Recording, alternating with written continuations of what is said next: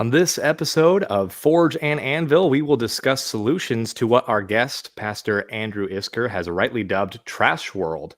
It may involve some chopping and a generous amount of wind from heaven, but either way, we'll get into that later on in the discussion. Here's the reality. We live in a day and age where the world around us seems to be crumbling. World War III seems to be just around the corner, and our politicians seem to be all but cheering for it. The dollar is at serious risk of losing its status as the reserve currency of the world, and inflation is here to stay. More importantly, the people of our nation seem to be giving into their most depraved desires. Drag queens are in public libraries, teachers are indoctrinating children into gender confusion, Ohio recently enshrined abortion into their state constitution, and the children not murdered in the womb are being sterilized through surgeries or even chemicals in the food that they eat. Other than that, though, our multicultural democracy is doing great. Welcome, everyone, to Forge and Anvil, where we hammer out uncomfortable conversations about culture, theology, and politics to sharpen ourselves for the race set before us. My name is Connor. I am host of this podcast. We are joined tonight by our guest, who I mentioned at the top of the episode, Andrew Isker. So, Andrew, go ahead and introduce yourself to our audience and tell us a little bit about yourself. Yes, hello. Thank you so much for having me. My name is Andrew Isker. I'm the pastor of 4th Street Evangelical Church in a small little town called Waseca, Minnesota, in rural southern Minnesota. And I've written a couple books now. My first book that I wrote was with Andrew Torba, was a short book entitled just Christian Nationalism. And then this last year, I published one on my own, which is the Boniface option. And so that both of those have done really well, and the response has been great. I've seen a lot of people begin to, start to think along these lines, or even, a lot of people, the response that they've given is, that the book put into words kind of a lot of things that they've been feeling. And so I'm happy that people are beginning to see that, things are pretty bad out there. Like you said at the top of the show here, it's other than that, how was the play, Mrs. Lincoln kind of stuff, but it's rough. The world that we're living in is very, very messed up.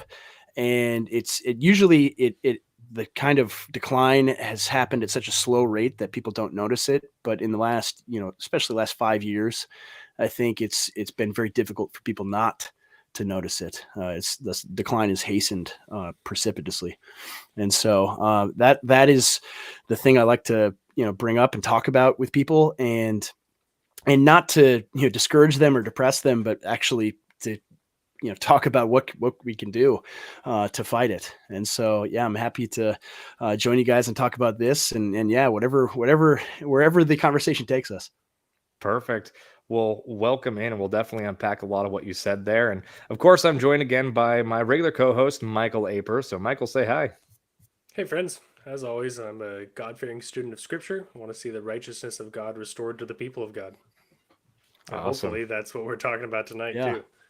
Amen. Good. Well, before we fully get started, be sure to check out last week's episode. We had Jeff Wright, we had Nate Fisher, we had Brandon Lansdowne on talking about how we can build new godly institutions. So be sure to check that out. Like and share this video. It does boost us in the algorithms. And unfortunately, we are at the mercy of their algorithms.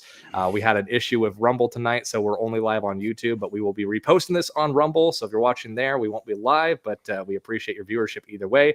Follow us on Twitter at Forge and A for additional content and updates on the show. Share this video and repost the stream if you're on X or Twitter, whatever you prefer. And join us in the chat over on YouTube if you want to be a part of the conversation.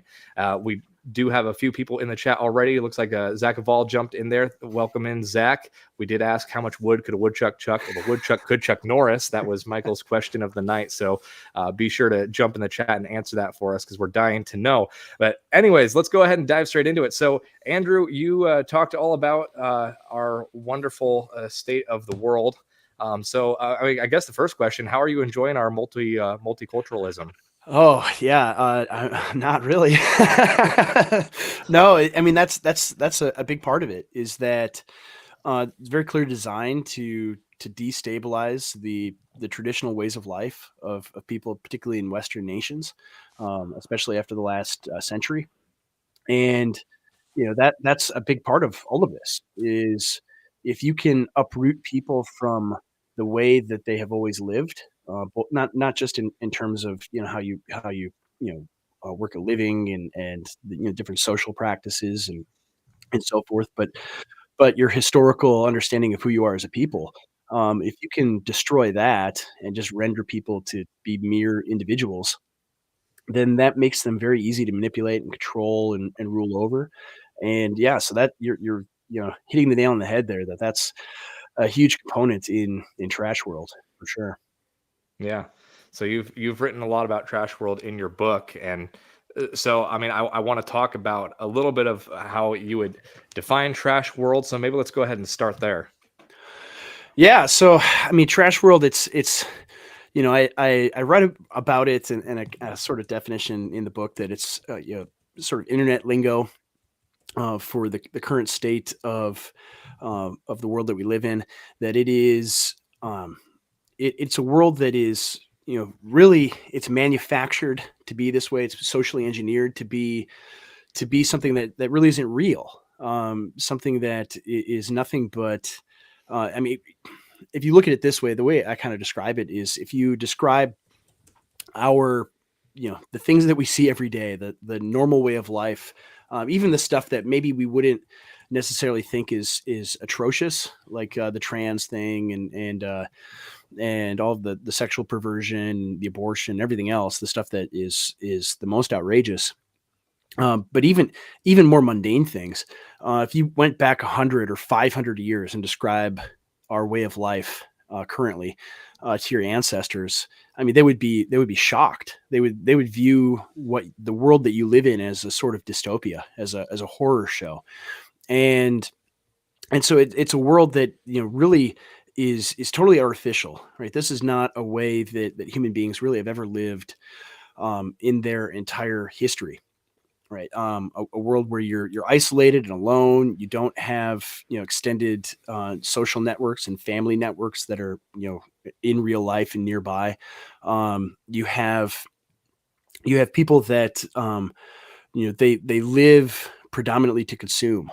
That is their entire purpose of being is to produce enough, to work enough, so that you can consume product, so that you can consume trash food and trash entertainment and everything else. That's your entire raison d'etre. That's all that keeps you up, get you out of the bed every morning, is just to consume more product. And so all of the things that in historically we would understand as the things that make life worth living, all of those are either stripped away from us or made unattainable for people, or really something that you're engineered to no longer want or to desire. And so the idea of like all of it. I mean, it even goes down to like the architecture. Like you look at like public architecture and things like that. It's just intentionally hideous, right? It's supposed to make you you look at it and it makes you feel bad, right? Yeah. Whereas you look at historical architecture, from the classical period until right up until the 20th century, it was beautiful, right? You look at it and it makes you feel good. And so take that same principle and apply it to all of life, whether it's the food you eat, the clothes you wear, the entertainment, the works of culture, movies and books and music. All of it is depressing and discouraging, and almost exalts a form of anti-life more than anything else.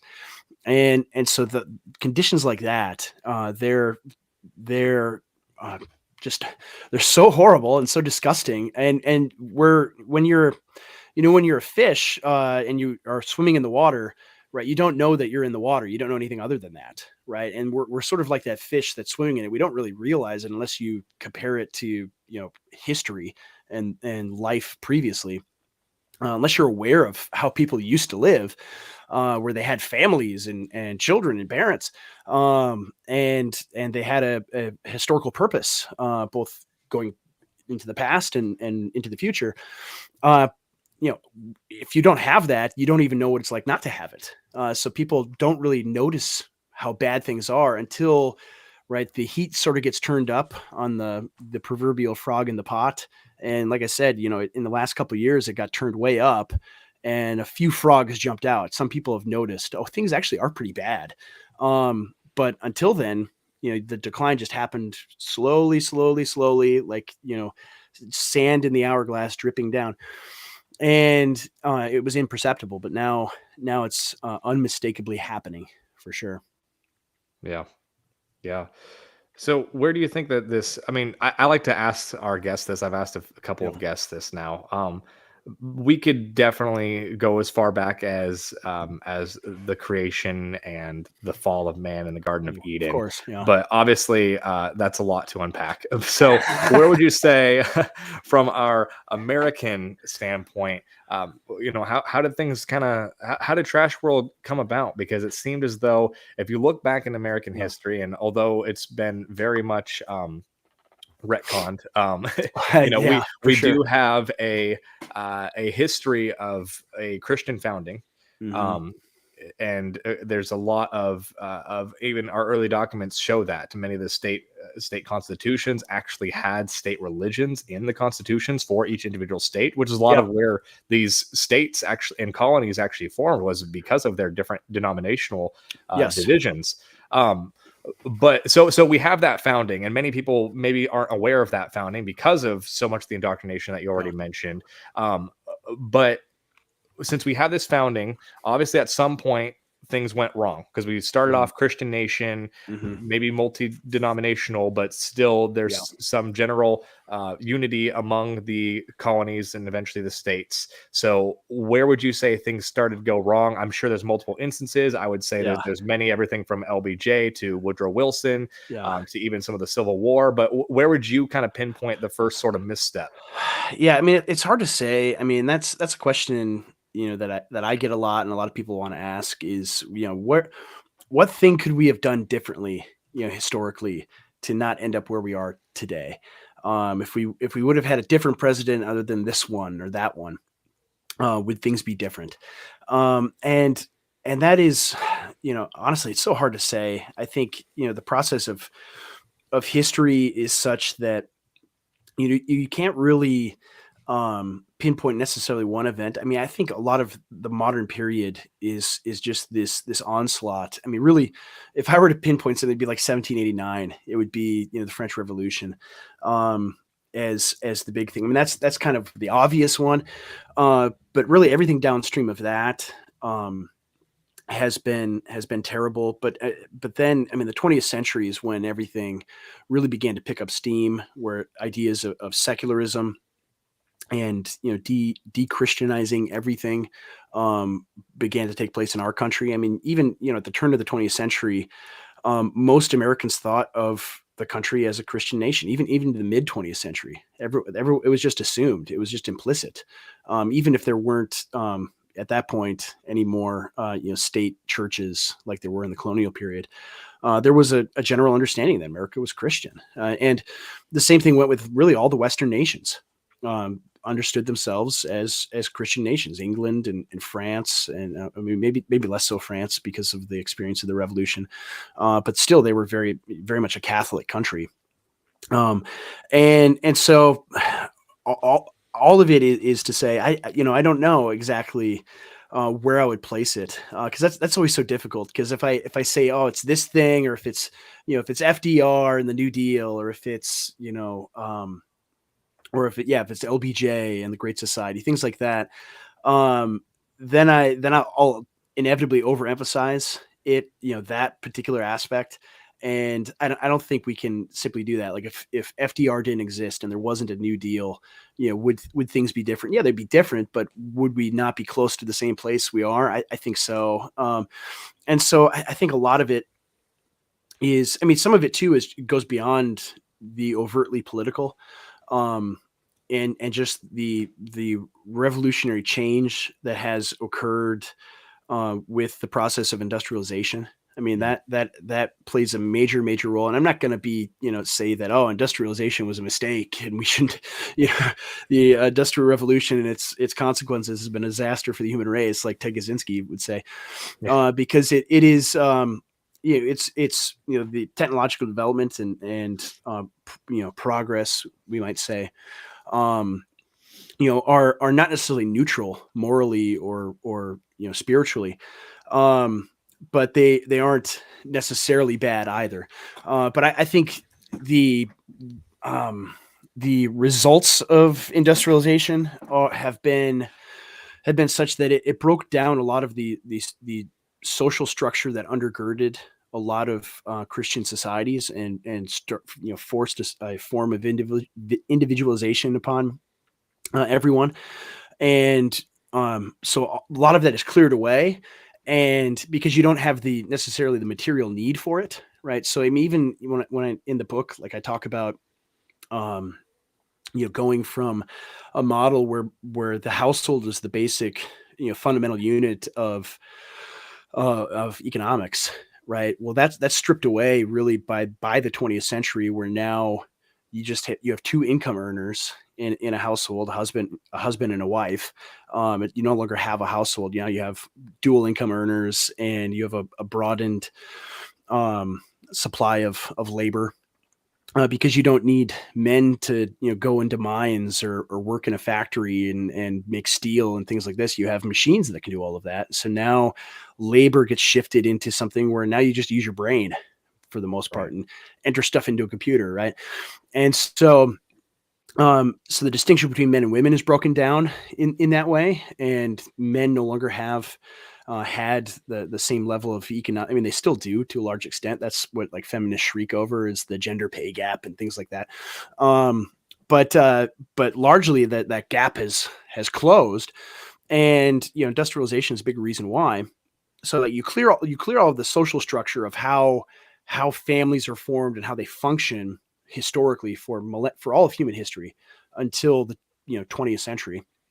Right? You strip all that away, and it's not necessarily materially needed, right, in an obvious way, in order to function economically, but socially and spiritually in every other sense, it still is, right? You still need mothers and fathers raising children. You still need marriage. You still need families. And because you don't see the material need for it as readily, people don't understand why that's important, right? It's just like a lifestyle choice. Oh, if you want to homeschool your kid and have your kids and have your wife stay home, well, that's good for you. What a cool, that's neat. That's a nice, fringe lifestyle that you can live. It's not seen as something that is vital and absolutely necessary. So I think, I mean, it's things like that too, right? That that radical transformation occurs. And so, whether FDR is the president or Lyndon Johnson or whomever, or Barack Obama, right? I think a lot of these things are going to be baked into it, because there wasn't necessarily an understanding of, no, households are important.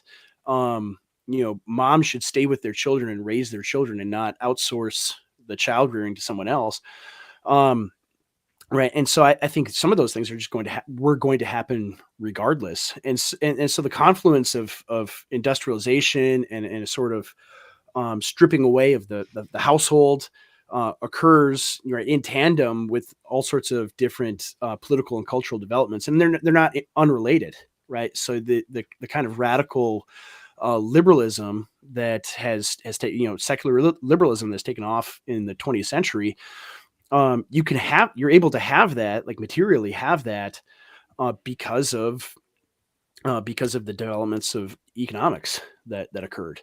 I don't think you can really separate one from the other. And so that's a long way of saying, I can't say one particular thing. Like I can't say, no, we shouldn't have had steam engines in the 1800s that just led to all of this. But I think some of it is the toothpaste gets out of the tube, or even, I guess, to use a different analogy that I use in the book, like the Chesterton's fences. I'm sure you guys are probably familiar with the Chesterton's fence. The idea that G.K. Chesterton wrote about how, like, when you come across a fence in a field, you shouldn't tear it out unless you know the reason why it was there in the first place.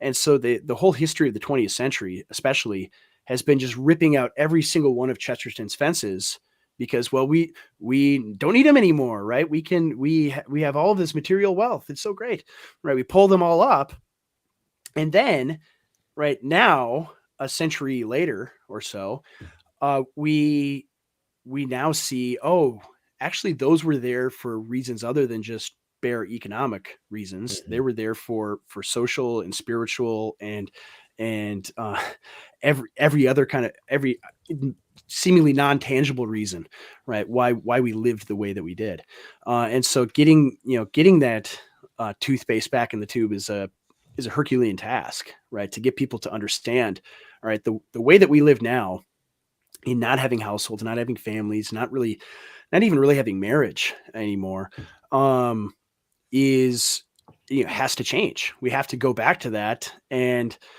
I mean, you bring it up like World War III and the financial calamity that seems to be coming.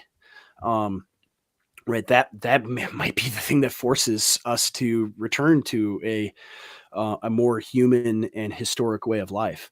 But I hope not. I hope we can. I hope we can return to it without the suffering and death of like hundreds of millions of people. And so that's part of it is thinking through these things, because a lot of people don't want to. Like, this is not stuff like you don't pull up like mainstream Christian conservative evangelical sites like the Gospel Coalition or something, or hear popular evangelical pastors talk. Like, these are not even things that are on their radar at all. Like, they don't talk about this stuff at all. They'll maybe talk a little bit about feminism, maybe if they're really courageous, but they don't talk about like the deeper reasons, like why it even happened. Like, why is it a thing, right? Why wasn't it a thing 1,500 years ago? Right? Why only now is it possible? So anyway, yeah, I hopefully I answered your question the best that I could. But Yeah. yeah. No, I appreciate that. I mean, Michael and I talk a lot about how there's a frustration of trying to meet the moment of knowing that we don't live in the 1990s. We don't live in the 1980s. We don't live in Reagan's America, where it's not morning in America, and it feels like for me one of the biggest frustrations is the lack of notice from pastors and the church, like you mentioned. I mean, Michael, feel free to jump in here with any thoughts. Yeah, you're in seminary, so you're On gonna the get yourself in church's trouble. role, but yeah, talking please. about this. Yeah. Well, there's so many different thoughts rattling around my head. And one question that comes up as you're talking, Andrew, you're discussing what, in perspective of Trash World, this ideology is very seemingly pessimistic about the world that we live in, what has been handed down to us through these decisions that have been made socially and within the culture, the predominant Western culture that has corroded the values that we once held as a people and as specifically a faith-based people group. Yeah. Now, it's fascinating, and I'm not saying they're the same at all, but on the left, within liberalism, there is a similar pessimism that takes a much different angle, and we know that to be victimhood, and how so many people say, "Oh, I can't make enough money like my grandparents could," and now I am owed something because of that. Clearly, that's not the message that you're saying. So, can you talk to the differences and maybe the contrast specifically between a healthy pessimism that looks forward to restoration versus the victimhood pessimism that we see so often? Yeah, absolutely. I mean, and I think people on the right can get into the similar kind of victimhood mentality for sure. You see it all over the place. I'm guilty of it. Oh, it's easy to do. I mean, because once you are aware of how bad things are, and especially even in the last 30 years, I talk about this all the time. Like my parents, they bought their first house, and for years they'd always say they bought it in the 80s, right? The early 80s. And like, oh, it was so bad. We had 20% interest rates and we could barely afford a home. And it was so terrible. It was And it was like $23,000. Yeah, it was like maybe $30,000 home, you know, Right. and it's like, And and there's then as soon only as like 20% interest for like a couple of years too. yeah, and they are able to refinance it after the interest rates go down, you know, and they're the price though is still like 30,000. It doesn't jump up to 100, right? And so the situation today, however, is right the median price of a home sale price is like $400,000, and the interest rate is like what 7, 8, 9%. So I mean, it's climbing up there. And so you have both expensive homes and high interest rates, and the average income you would need to get a 30-year loan, like you need basically, a household income over six figures, right, in order to be able to buy a home at this exact moment. And To and buy a so home like and pay it off. yeah, exactly. I mean, you could buy it and then just Yeah. not pay Mhm. it, get Which is what foreclosed on right people away. do. Yeah. Oh yeah, they totally do. You some of it is like, okay, you have to look at reality as it actually is, and not just put on like rose-colored glasses either, and be able to say, okay, things are bad, and we have to do what we have to do in order to survive and build things so that we can do well in the future. Um, but yeah, I think the key difference to me is rather than, okay, I'm owed something, or I deserve X, Y, or Z. Because I think a lot of people think that they think like the years of normalcy that we lived under over the past 80 to 100 years is just like the baseline for human history, when like the baseline for human history is dire poverty, right? Like Right. the baseline is like, Mhm. you're living in a shack, man. Like you have no idea how good you have it, even as things are bad right now. And so that's one thing to keep in mind. The second thing is, when you're able to admit reality and see how bad things are, then you finally can actually begin to do things to work to make it better. Because I mean, you see from like mainstream conservatives, like if you turn on Ben Shapiro and the Daily Wire or something, they'll be like, yeah, these millennials and Zoomers, they're just lazy, like that's how they talk, and it's like, no, they're not. I mean, some of them definitely are, but like, no, they're not. Like, I know tons of guys that work extremely hard and can barely make ends meet, because everything is like 40% more than it was last year, and so you have to both live in reality and also not just say, woe is me, I'm a victim and I deserve things better than I do.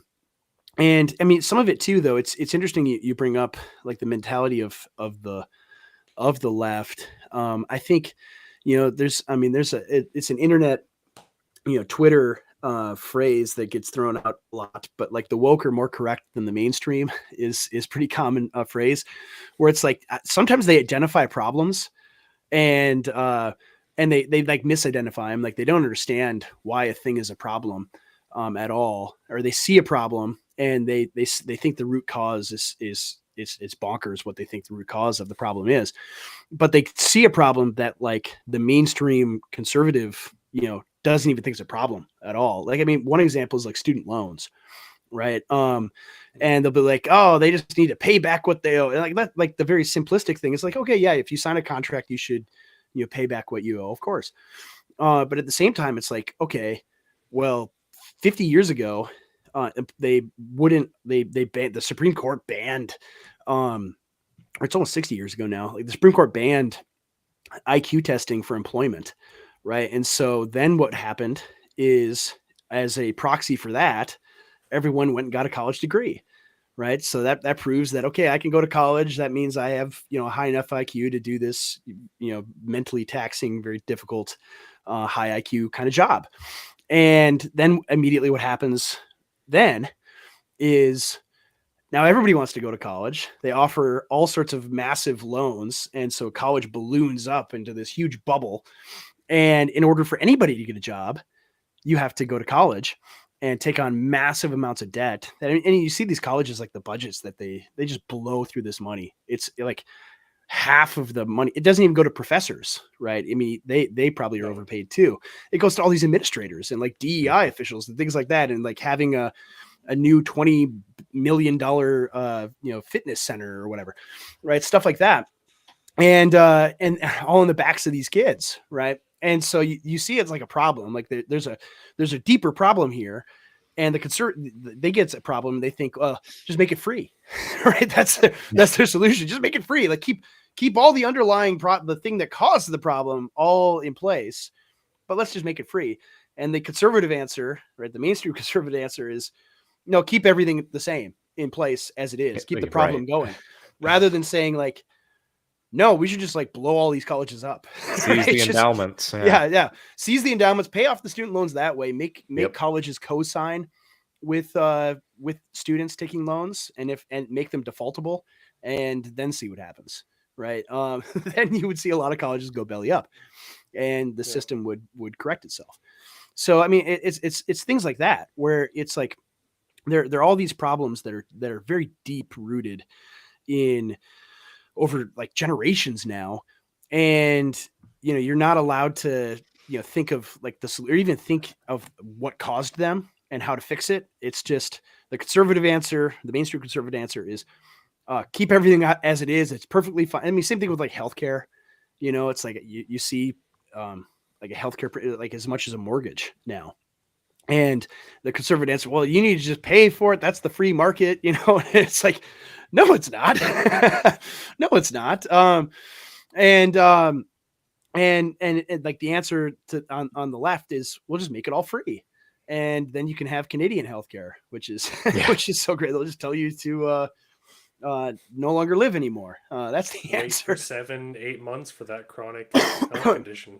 Yeah. You need an antibiotic for an infection now, and we'll get that to you in 6 months, right? And so like things like that, you see the comment there. Like, I mean, some of it is a lot of people.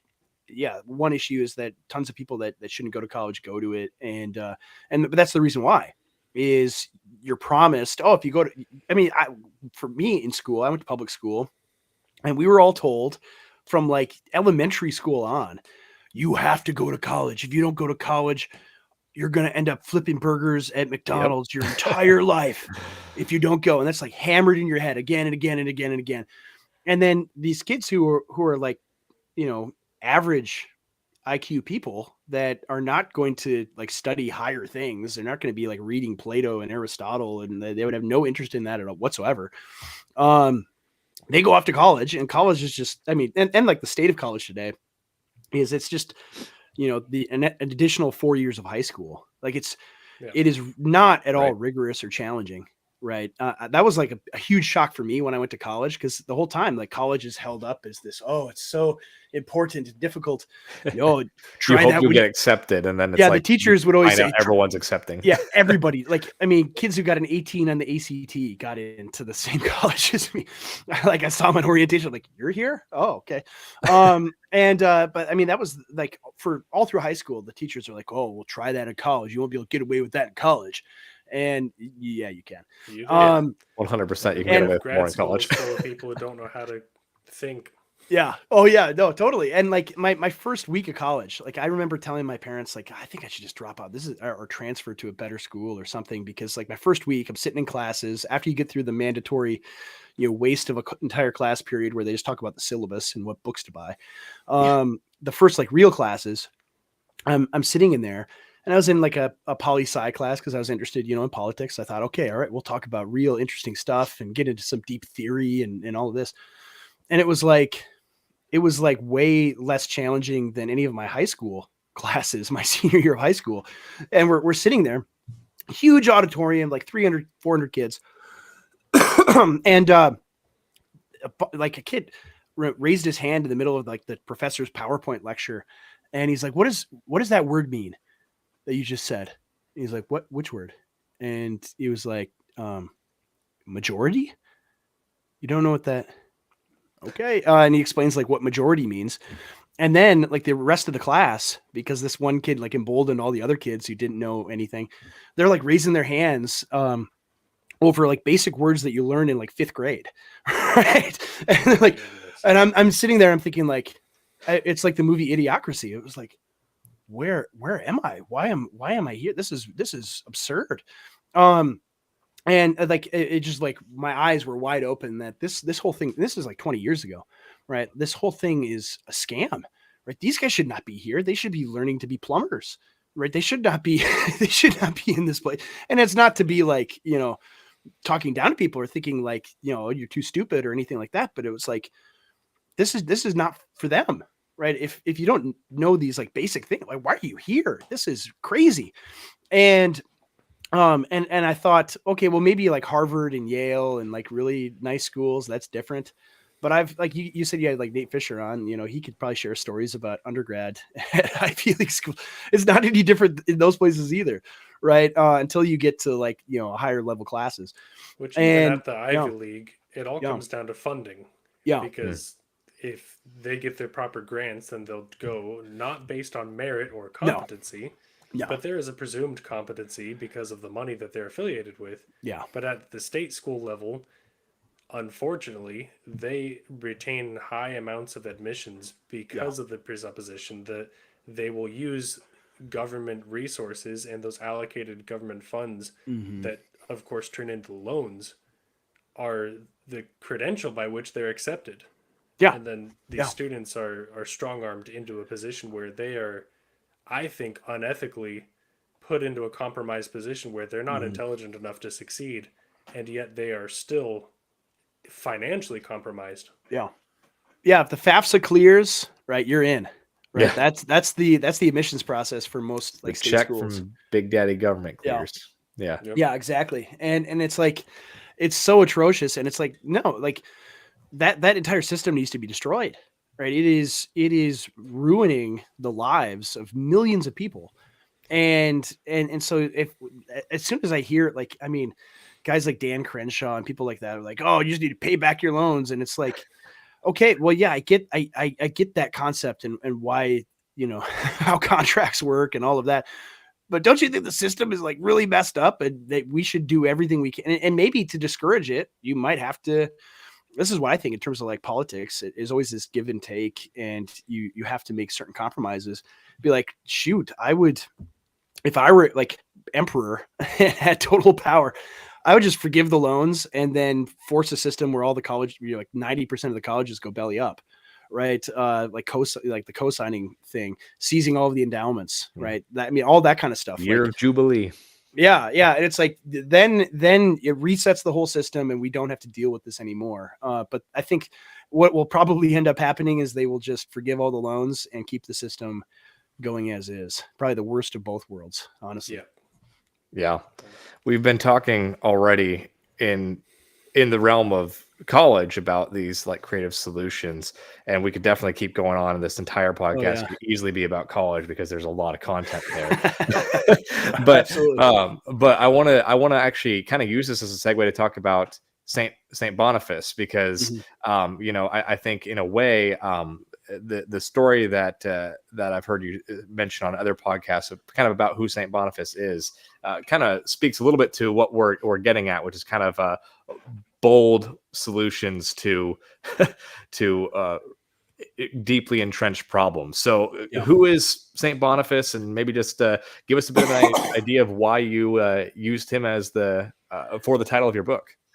Yeah. So Saint Boniface was an 8th century missionary to Germania, the land east or north and east of the Rhine, from Francia, and he was a Saxon monk, and he went there and led the conversion of the Germans out of paganism. And the great legend with him is that he went to the huge shrine of the pagans in Germany, which was the Oak of Thor, and he told them that he was going to cut it down, and they believed that if anybody touched it, they would get zapped by a bolt of lightning from Thor's hammer. And so they wanted to see this guy fry, right? And presumably this is a thing that really happened, right? This is why they believed it. And so he comes the next day and takes one swing of the axe. And so the legend goes, a wind came out of heaven. And as soon as the axe hit the tree, the entire tree fell over. and hundreds, maybe thousands of Germans were baptized that day and became Christians. And from there, the evangelization of Germany proceeded. And so I love that story. And it is, and sometimes people will be like, oh, it's a legend. It didn't really happen. It's like, well, okay, I don't care. The story's cool. And it's a great story. And I mean, it's very much like, Elijah and the prophets of Baal is very similar. Some parallels there as well. And, I look at it in similarly to today, that there are so many idols. And one of the big problem, I mean, you see this all the time where people are like, this is an idol and that is an idol of this, an idol of that. And it's mostly obnoxious when people talk that way, like this thing is an idol. But there really are idols, despite the fact that people, overuse that terminology. There really are idols that we worship, and usually they're not the things that are obvious that, the Gospel Coalition and people like that can pick up like low hanging fruit off the tree and generate clicks from. They're usually the things that, and what an idol is something that is sacrosanct, something that you can't touch or criticize or say anything bad about. And you look at our society today, and there's several things like that. We idolize mammon, right? We idolize wealth, and even, I mean, even the concept of the free market, right, is something that gets idolized. And we idolize feminism, right? Even if we say, oh, I'm against feminism, right? But then you delve a little bit deeper, and so many feminist presuppositions are just baked into what everybody thinks, right? You can't even get away from them. And the second that you begin to do that, right, people go nuts, right? And so it's like, well, how do you identify an idol? It's like when you criticize it, people go nuts when you do that. I mean, was the temple and the traditions of the elders in Jesus' day, those were idols, right? They didn't, Israel didn't worship idols like they did in the kingdom period, right? There weren't Baals and Asherahs all over the place. Instead, right, all of their synagogues were full of literal demons. And the idol that they had was the oral tradition of the elders and the temple. And Jesus attacked that, and they lost their minds and killed him over it, right? And so it's stuff like that. It's those kinds of things that will be very costly if you are critical of them, that have to be attacked and cut down. And so often, people don't want to. I mean, we talked about this, like, so many pastors, and I don't want to be hypercritical of pastors, because a lot of them don't really know any better. I lay blame more on leadership of our institutions. People further up on the top that should know better, and I think actually do, but don't care. That don't want to confront the very serious problems that we have, and very serious idolatry that we commit in so many parts of our life. Yeah.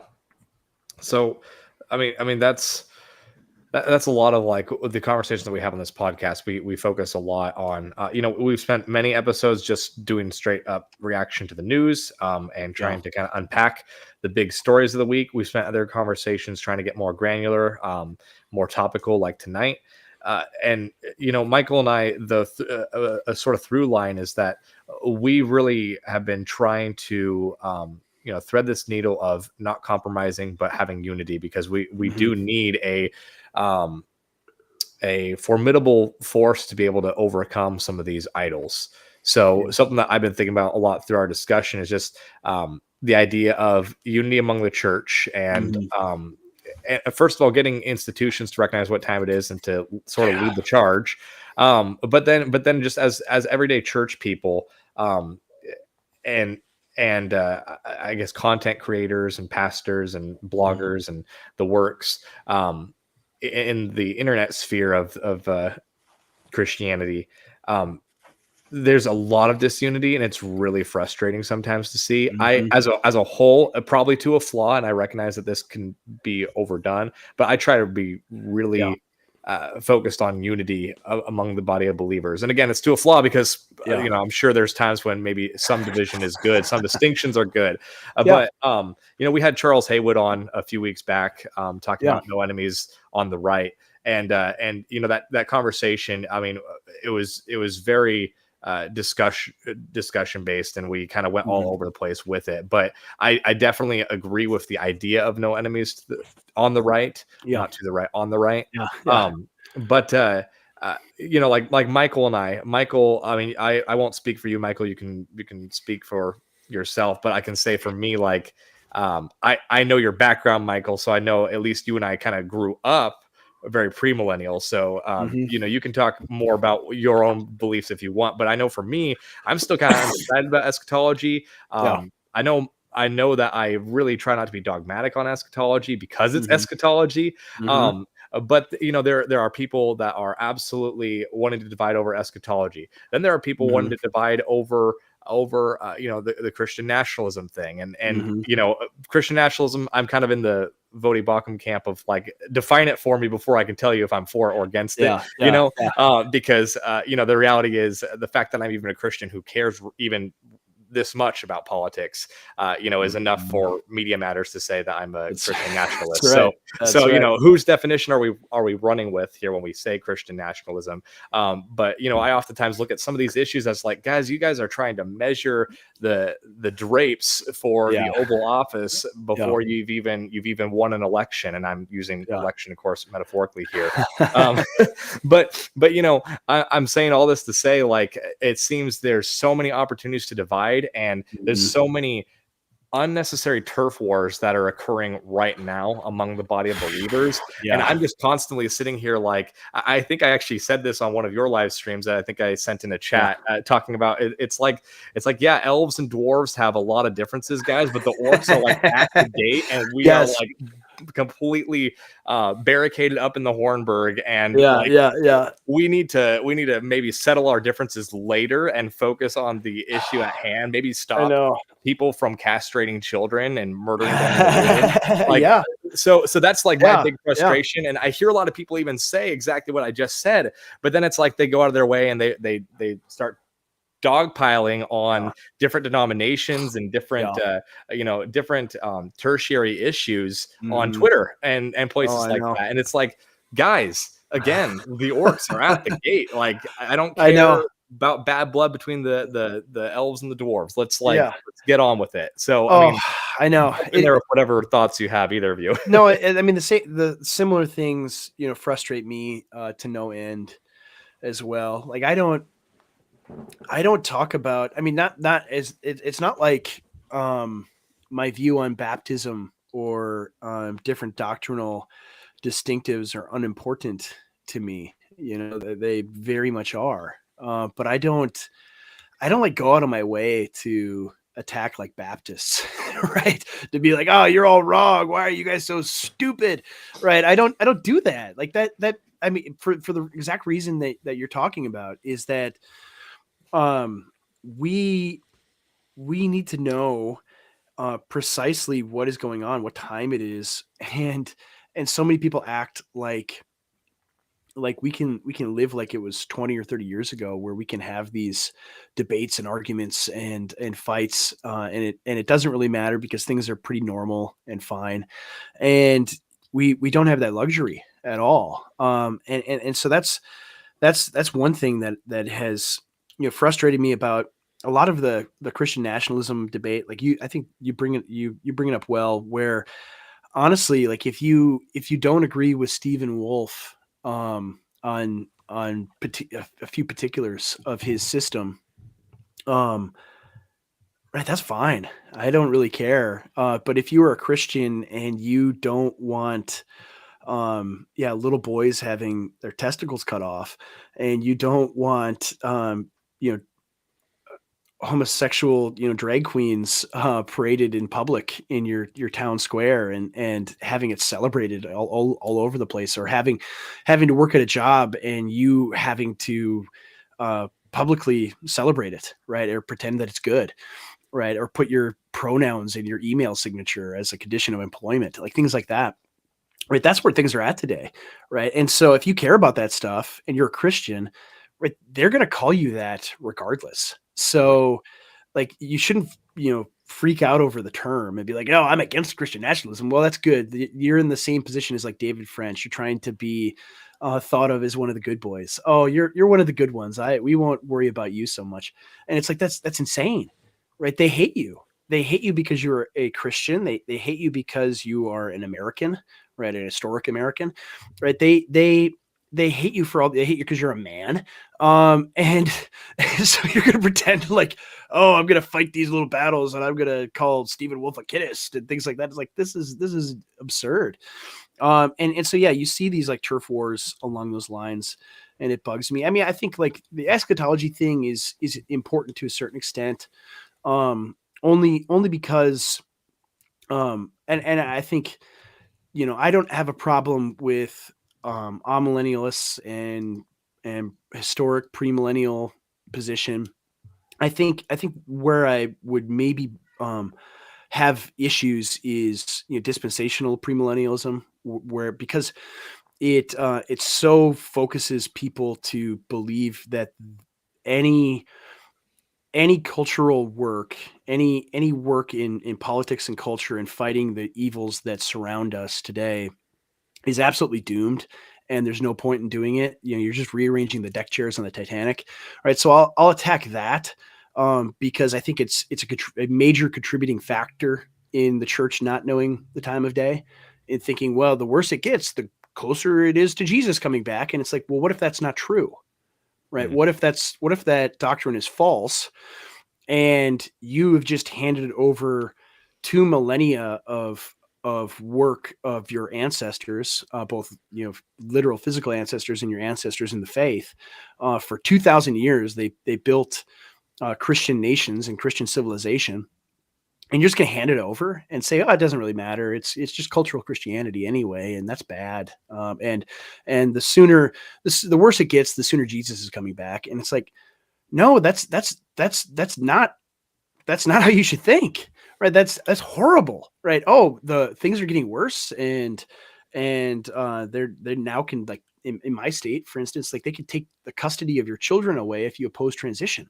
And it's like I live in a place that's in many ways worse than the Soviet Union or Mao's China, and you're going to tell me that that's good and fine, and I shouldn't oppose it because, well, that means Jesus is coming back sooner, like that. So I go after that, but not, but for those reasons, right? Because it causes people to take their focus off of the fights that the fight that we should be having. So I'll go after it for that. I mean, and I'm very thankful for a number of people who are of dispensationalist persuasion that go against that instinct, right? And so I'm not attacking them necessarily, right? But the broader impulse is just to not care. It's like, oh well, you see the stuff going on in the Middle East, that means Jesus is coming back soon, and that means we should just throw our hands up and not care, because we lose down here, right? Like that attitude has to be eradicated, and it's something that's novel. It's not something that for 2,000 years the church has held to, and it's not a coincidence that you're able to build Christendom over 2 millennia, and then right in America especially, right, this sort of novel theology takes root and we begin losing it. Right? It's not like, what a coincidence that happened. And so right, so I'll divide over that because I think it's an important division to have. But just like if we were living in the Reformation era, right? You saw this with like like the Josh Boyce tweet where he went to the Vatican and he wore like a Martin Luther shirt. I don't know if you guys saw that, but it I was did, like, but yeah, Michael where it's probably like, didn't. So feel free to give context look at for how edgy I am wearing my Martin anyone not Luther on shirt Twitter. in the Vatican. Like, oh, I'm really trolling the Catholics and stuff like that. And it's like, look, man, like that fight was 500 years ago. And if you were living in the days of Martin Luther, you would have opposed him, right? You would have called him a horrible, evil man, because that's the kind of stuff you're doing now. Like where the fight is, you're the person like kowtowing to the regime that hates you effectually, and so like that, it's that kind of stuff, right? That drives me nuts.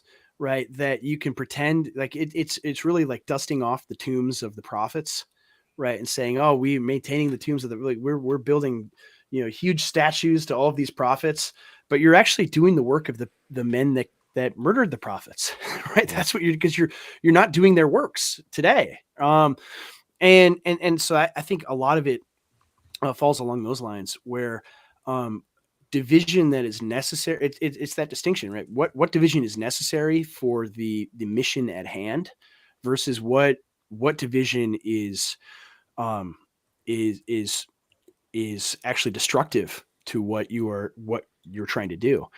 And so it's not like, yeah, like I want unity as well. I want the church to be like, that's why I don't argue with people about baptism and other, sort of ancillary things that are ancillary to the fight that is the most important. The divisions I'll have will be with people that for various reasons don't want to that don't want to fight. um that's a good question. Yeah, in the chat, just for uh those listening audio only, yeah, it says, "How do I rally my pastor who thinks that way?" I'd love to answer. Yeah, I was gonna say, yeah, jump in yeah, here, Michael, go because ahead. I know I could easily continue dominating, and I don't Yeah. want to do that Yeah. because I know that your brain was going off. So Well, I'm just biting and just accumulating thoughts. go Yeah, ahead, go ahead. please. Regarding Let 'em rip. regarding eschatology,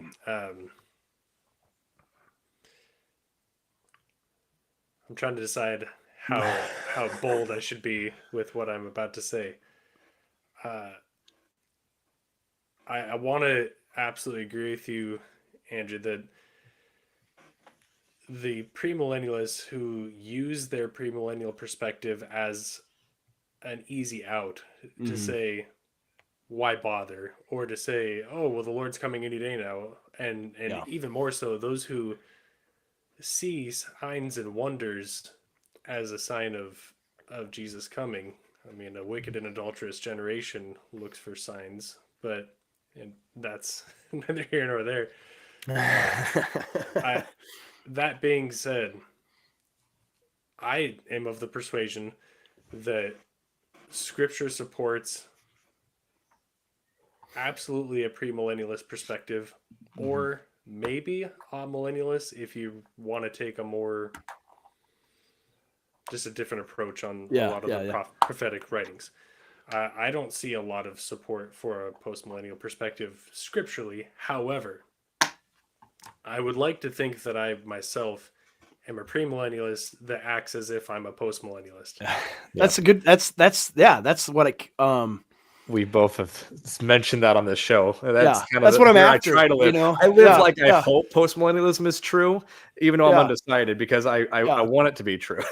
But Well, hear me out in exactly. the Yeah. the reason, and to answer Michaela's question there of how to rally a pastor. I mean, certainly with honor and respect of the authority that a pastor Mhm. has, while still holding him accountable to the mandate of Scripture. Yeah.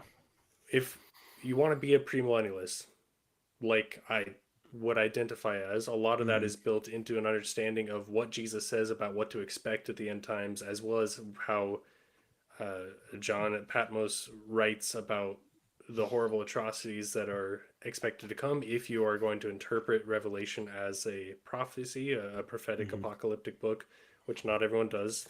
Mhm. That's also not this conversation. But It'll take another hour and a half. Yeah. yeah, exactly. But More than I that. Yeah. want to specifically highlight the parables of Jesus, particularly in Matthew chapter 25. Mhm. He is talking about, he just got done in chapter 24 explaining what to expect in the end times. And then he gives you kind of a framework for how you should behave. And those Mhm. parables are exhortations of how you should Mhm. behave. And he Mhm. starts, he talks about the virgins and trimming their wicks and having their Mhm. lamps ready and full of oil for when the bridegroom comes. He doesn't say, "Oh, we'll just sit there and That's right. do nothing." No, you need to Yeah. be active. You need to be prepared. Yeah. And he follows it up immediately with the parable of the talents Yeah. and explaining, okay, there's these guys who are given these amounts of money and they each steward it differently. And to him who has much, more will be given. So if we're going to take these principalities of the parables that Jesus teaches in the Mm-hmm. context of his own eschatology, Mm-hmm. the eschatology that he promotes to us, which, Yeah. may not answer the questions that we have, but it answers the questions that he's presenting, which is Mm-hmm. another important part of, I think, biblical interpretation, was that we shouldn't ask scripture to say what it's not trying to say to us. Yeah. And in doing so, we shouldn't read into it what it's not saying. But Yeah. my Yeah. point being, in response to Michaela, it is so important to encourage our premillennial brothers and sisters in Christ that Christ calls us specifically concerning eschatology to steward our lives and to steward the gospel with the utmost dignity and the Mm-hmm. greatest amount of effort and wise decision making as we're enabled to by the Holy Spirit. So that's why I say I'm a premillennialist that acts as if I'm a postmillennialist, because Yeah. when I pray the Lord's Prayer, just like millions and millions of people who have come before me, I say, "Thy kingdom come, thy will be done on earth as it is in heaven." And Mm-hmm. that's not for me to say, "Thy kingdom come eventually when you're ready for it, and I'll just be here." Yeah. No, I know a we pray family. that because we believe it, and if you Yeah. believe it, then you better act like it.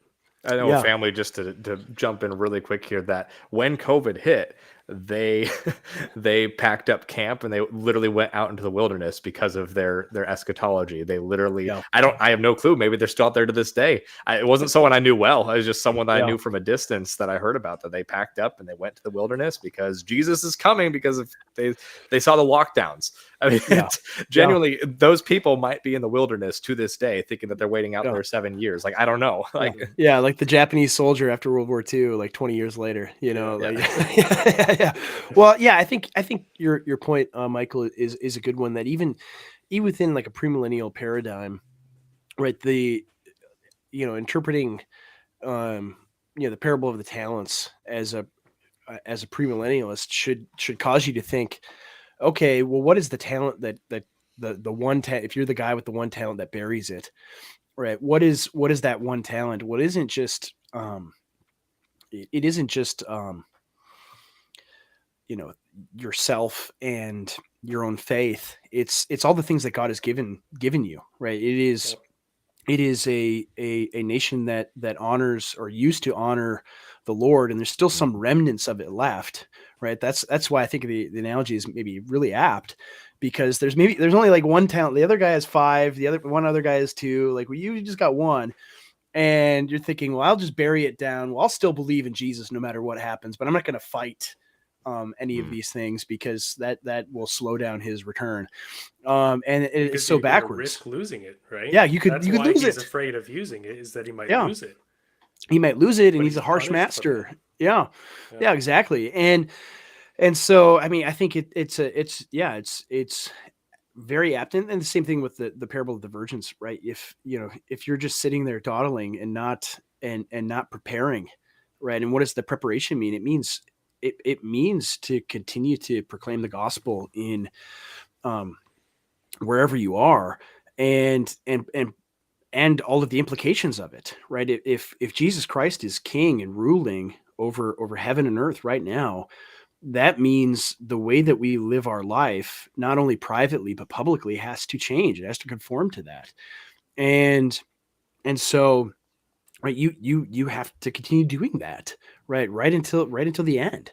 And so, yeah, I mean, that would be the thing I would say, because you're probably not going to be able to, like, break apart an eschatological system and things like that, and get someone who's believed it for 40 years, or however long, to say, oh no, I totally get the preterist interpretation of Matthew 24 now, and I've been wrong this whole time. Right? I mean, that happens actually, but not, Yeah. it's not super common.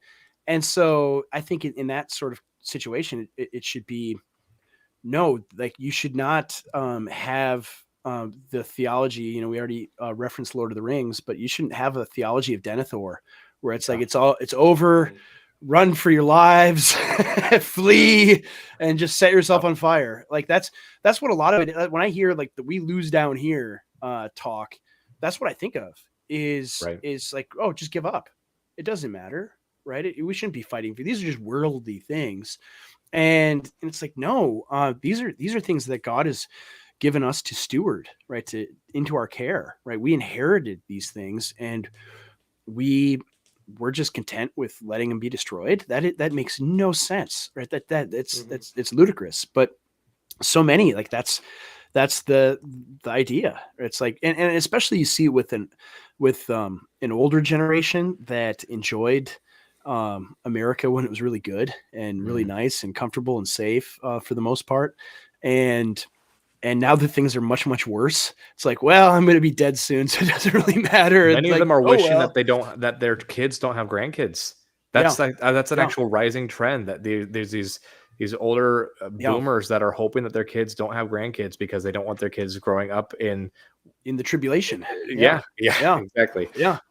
Yeah, and it's like, and I always think when I have these discussions with people I know and love and care about that are of a premillennial, especially dispensational persuasion, I always say, like, well, right, what if you believed the things you do right now 500 years ago, right? If it's like 1523 and you're thinking, well, the Pope's the Antichrist, Jesus is coming any minute now, right? And if you believe that and you acted like, oh, it doesn't really, none of this stuff really matters, Jesus will be back any day. Well, there's still at least another 500 years to go, and you're just Yeah. giving that all up.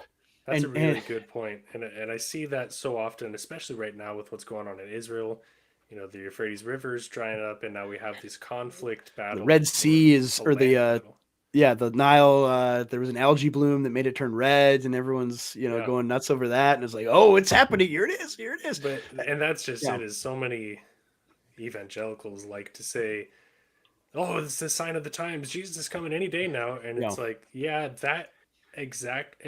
Here's the thing: the thing that you have to hold in each hand. In one hand, you have to say, "Yes, this is biblical prophecy." On the other hand, you have to say, yes, these same biblical prophecies have been coming to place for the past 2,000 years Yeah. Yeah. since Antiochus Epiphanes IV Yeah. was doing his deal in Yeah. Yeah. Yeah. Jerusalem. That was also a biblical prophecy of the end time. So are you going to say that Yeah. would you have behaved the same way then? I mean, of course, but Yeah. Yeah. And I mean, I've been yeah, hearing the same stuff. For I'm 37 now, and so I can at least remember it being said constantly for at least 30 years, right? All the time, right? Especially anything would happen in Israel, right? And well, think of all right, Y2K. That it's was like over. That was the prime. big one. Yeah, Yeah. That was the big one. But I mean, it's been, yeah. There have been so many. periodically for 30 years. It's like, nope, it's Mhm. definitely happening now.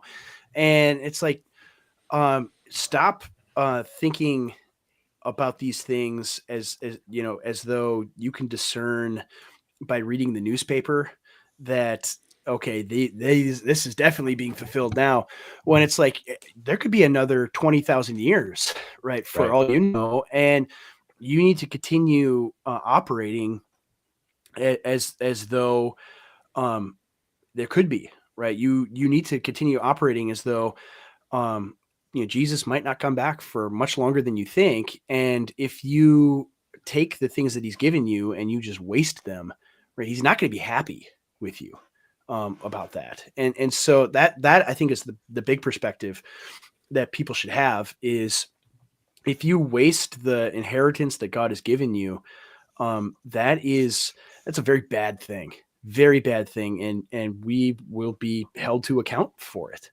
And so that's, I guess, how I would approach it, because it's difficult, right? When you're dealing with a pastor, with someone you admire and respect, and who has authority to keep watch over your soul, right? That's a serious thing, and so you don't want to be rebellious and disrespectful of his authority at all. But Mhm. if at the same time you don't want him to be telling you, it's over, give up Yeah. either. So whatever you can do to toe that, walk that very precarious path, that's what you have to do. And regarding the premillennialist perspective of I'm going to be raptured so nothing matters, Hmm. you know, scripturally, there's a much there's a much stronger proclivity for the saints to desire to be martyrs than to be Yeah. raptured.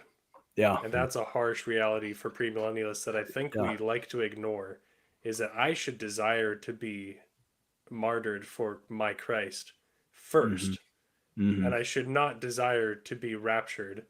Rapture would be a great privilege and a joy, but it is not a guarantee for any of us. Yeah. It is Yeah. much more likely that we be martyred, and if we're not capable of being martyred, then maybe there's other problems we need to address. Yeah. Yeah. Exactly. Exactly. Yeah. So we have just a bit of time left. So I want to turn our attention away because we could talk eschatology all night as well. I love it. Oh, yeah. Honestly, this is what Yeah. why We're I just had scratching no the surface. format. I had no format for tonight because I knew that we could just go everywhere with you, Andrew. So we really appreciate you coming on so that you can scratch all of the theological itches that we've been needing to get out tonight. But I want to bring it back to your book because I want to make sure that you have plenty of time to tell us about your book because I want people to buy it. So Yeah. what solutions, obviously you can't give away the whole book, but what kind of solutions do you start talking about after you sort of diagnose trash world, you tell the story about Saint Boniface, what kind of solutions do you then start to offer for what practical, and get as practical as you can, what kind of practical steps can people start to take to sort of turn around the plane as we're rapidly running out of runway? Yeah. So I think, I mean, so many of them are, so many of the problems are things where it's like, I can't on my own fix our entire system. I can't change on my own, in my own power, our entire economic system, our entire social way of being. Right. I can't just bootstrap marriage as it was understood for thousands of years and just bring that back on my own. But what's in my own power, what's within all our own power is to pursue that kind of way of life. So pursuing a life where you're able to have a household, right? Where you're able to, be married, have children, and those things are more difficult now to be able to afford, that kind of life. But it's not impossible at all. And if people in abject dire poverty can do that, we can too. And so that's one part of it. I mean, some of it as well is things as simple as like food and health and fitness. I think there's a huge. I mean, this is this thing we talked about today on my podcast with CJ Engel. That there's this huge overlap between just the kinds of foods we eat that are industrialized foods that are not really, they're not things that people 1,000 years ago would look at and think of as food at all. And so returning to simpler, more real, more human diets and ways of living, and being physically fit. I mean, that's part of it as well, is that Trash World wants you to be, and I use the term kind of loosely because it's not like there's people in a dark smoke filled room that are plotting and saying, "Oh, we want everyone to be fat and weak." Although there But may be some. maybe there are, maybe some, but probably not as many as we'd like to think. But I think some of it is just the system, is what it is, and it sort of reinforces itself. Like we had Rag Nationalist on the podcast, and he basically said, like, well, if our food supply boosted testosterone in men, like that would be a problem they'd want to fix, right? That would be a huge problem. Would work overnight to change that. But because it actually, makes you less masculine, it makes you like hormonally, literally does. Because it makes you obese, and because it makes you weaker, it makes you unhealthy. That boosts the system, right? That's good for the overall health, so to speak, of the system, is for everyone to be unhealthy and weak and dependent on the system. So freeing yourself from that, I think, is huge. It's a vastly underappreciated aspect of the world that we live in, is just is your own personal health and fitness and diet and nutrition. And then, on top of that, like pursuing pursuing things, longer term, like thinking about the things that you're doing now and the effect that it will have on your grandchildren. Right. That is, I mean, we talked about like the boomer generation, and they, get a lot of hatred, and some of it is undeserved because they didn't know any better. But some of it certainly is. Like there was a mindset of I'm going to get mine, and you kids can figure it out for yourself. And in scripture, that's not the pattern that we see at all. Right. A righteous man leaves an inheritance for his children and his grandchildren. Right. Even the passage, and there was Twitter controversy, as there often is, with like Mark Driscoll about this, where it's like, oh, these lazy people that are unemployed, don't they see what Paul says, that he who doesn't provide for his own family is worse than an unbeliever? And it's like, well, yeah, that certainly obviously applies to the head of a household not working and being lazy. Absolutely. But it applies to like the larger extended family, right? If you have a relative that is, for whatever reason, in poverty and dying, right? If you have an old relative that didn't have a retirement and is living on public assistance or something, that's shameful. Right? You should be taking care of that person. It's much more about that, right? It's much more about the kind of social support that family and familial networks would have for each other. And so thinking about things in those terms, like intergenerational, like multi-generational plan of, okay, what am I doing now? What am I going to set things up for my children? How do I live more free? I mean, some of it is an idea, just the idea of escaping a world where you're constantly at the mercy of employers, right? And having your own businesses, which is a difficult thing to work for yourself and have your own business, but you're able to build it up and have something you can leave to your children and to your grandchildren and so forth. Right. Thinking along those lines, like thinking about what you're doing now, how is this going to affect both positively and negatively my children and my grandchildren and generations that are not yet born. So, I mean, all sorts of things like this. Also, trying to live life as much in real life as possible rather than online. I mean, the internet's great. Like we're able to have this conversation today because of the internet. But to be able to have actual real friendships and close relationships with other men who are nearby, who are able to get together in real life, like having churches that are very tightly knit and communities that are very tightly knit, because as things continue to get worse, the biggest need that we have won't be, do I have enough, guns and ammo and food stored in my basement and things like that. Like the prepper mindset is like, oh, the worse it gets, like I'll be able to feed myself and the apocalypse can come and I'll be okay. But it's like, well, if you don't have other people and lots of other people that are aligned with you, right, somebody's just going to come kill you and take all your food, right? Like that's what's going to happen. It doesn't matter how many Claymore mines you have set up in the woods to defend yourself. Like no, you need people. You need people around you that support and care for each other. And that's a thing that we really do not have. And we're designed, like our whole society is engineered not to have that. Right? You're supposed to be isolated and alone and not have lots of friends that care about you and who would die for you, and vice versa. And so cultivating those things, right, is huge. And from there, you're able to have an impact on your local community, be able to run for public office and have local businesses and things like that. Right, that's the stuff that we have to do and build and create, and so all of those things. I mean, every single thing I just listed takes a tremendous amount of work and effort. And going out, it's not stuff that just happens, on its own. Right, it's all stuff that you have to intentionally do and work very, very hard, consciously to bring about.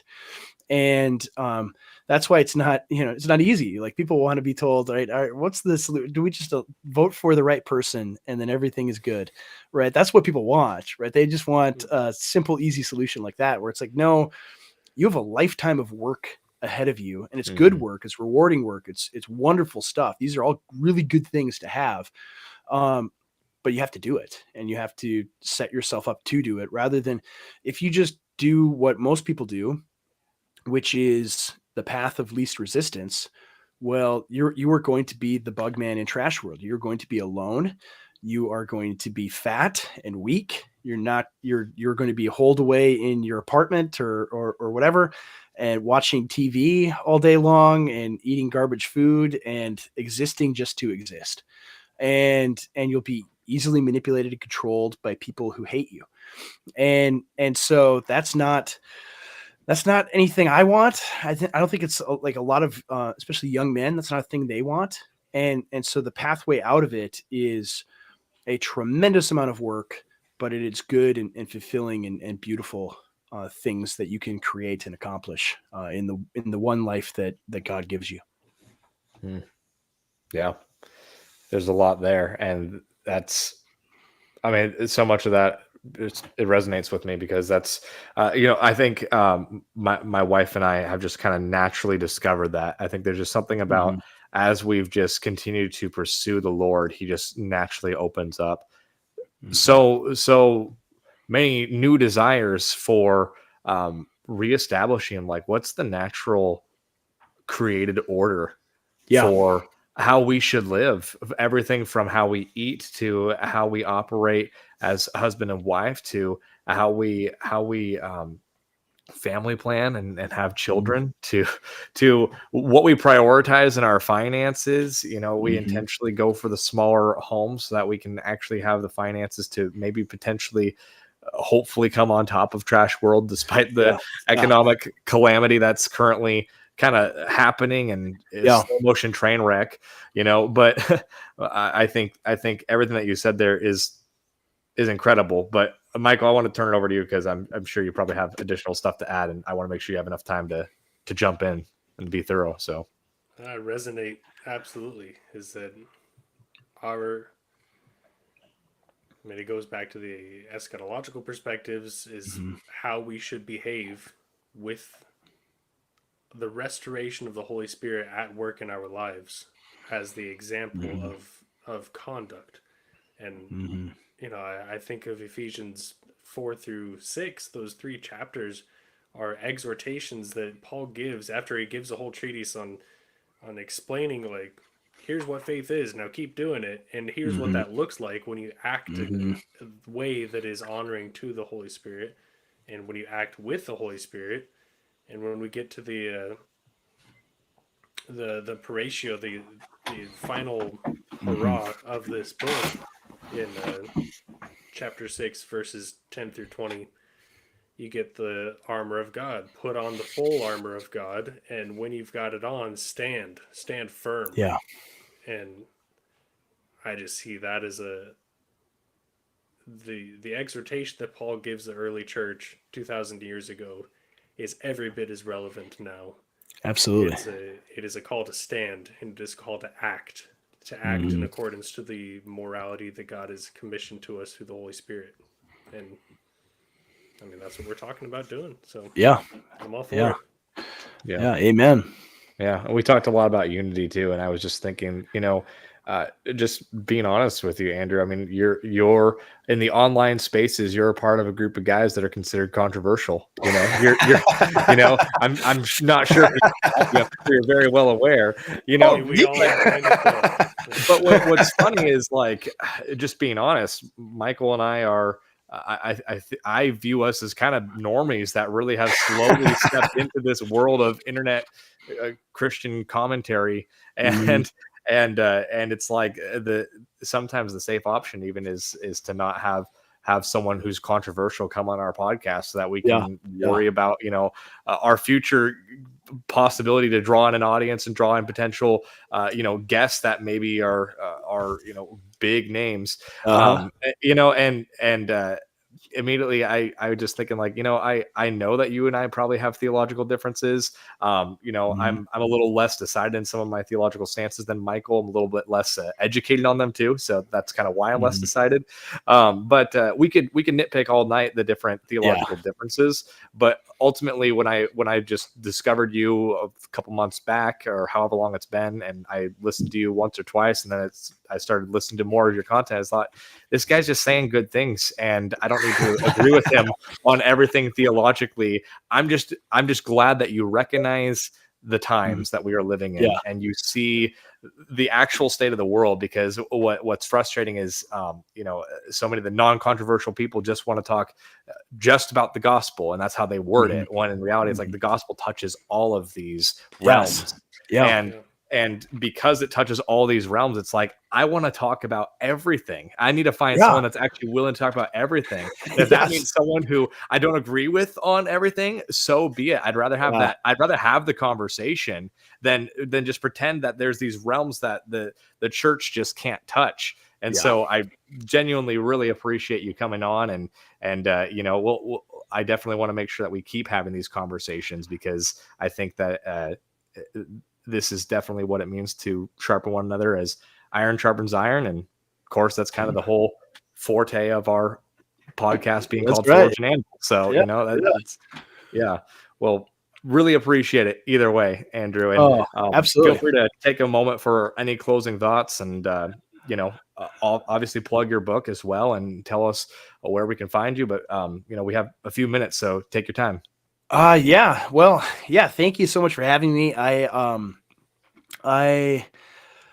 guess I am controversial, but I mean, if you're living in an insane, crazy world like we're living in, if you have anything worth saying, you're going to necessarily be controversial, right? It's the way it is. And I'm sure we have lots of theological differences. I have lots of theological differences with everybody.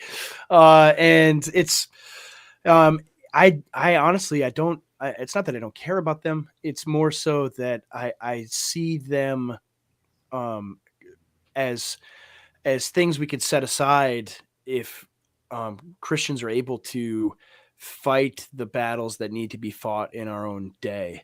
That these are things, I tell people, I'm like, all right, in like 500 years, right, long after we've won, right, we can start battling it out over this or that, or that issue.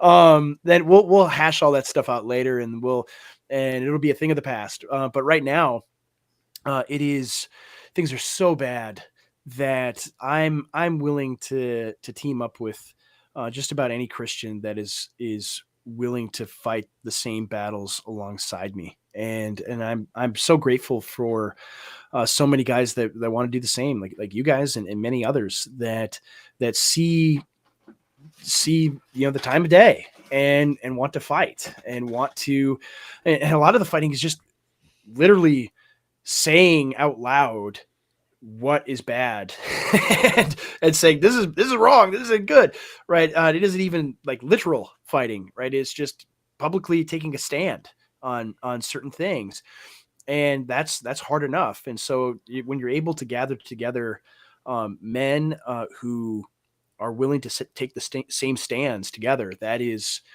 it's wonderful. It's so encouraging. And so as far as the book goes, if anyone's interest is piqued after listening to this and watching this, you can find the book at bonifaceoption.com, and that'll take you right to the link to purchase the book. And hopefully some of your listeners will get a chance to read it. I hope it really blesses them and begins to articulate thoughts I'm sure that they already have, and be able to delve into it a little bit deeper. So again, thank you guys for having me on. I really had a lot of fun with this conversation. This was great. Of course. Yeah. And be sure everyone who is consuming this podcast at the moment, be sure to join us next week too, because we actually are going to be talking more eschatology. We actually have an individual coming on who said that his church plant was ruined due to post-millennialism. Wow. So I'm sorry about that. Sorry about that, dude. Oh no. Yeah, but honestly, you'll have to come and listen because it's probably not the kind of story that you think it is. So Yeah, be yeah, sure to join us next week. It'll probably be a pretty good part two for a lot of the threads that yeah. we were pulling on tonight. So be sure to join us, follow us wherever you can find us. But Michael, where can the audience find you to keep up with you and everything you're doing? I'm reading Ephesians commentaries day in and day night. That's not even the right words. Day and night. That's what I'm doing these days. Yeah. Awesome. Well, thank you everyone for listening. Again, please like this video, give us 5 stars on whatever platform you're consuming us on. Be sure to share this around. It really does help us out. Follow us on Twitter at Forge and A. Be sure to follow Andrew at Boniface Option, I believe is your Twitter handle. Is that right? Yes, yeah. Twitter and Gab, that's the same both places. Yep. Perfect. Awesome. Well, thank you everyone, and we will see you next time.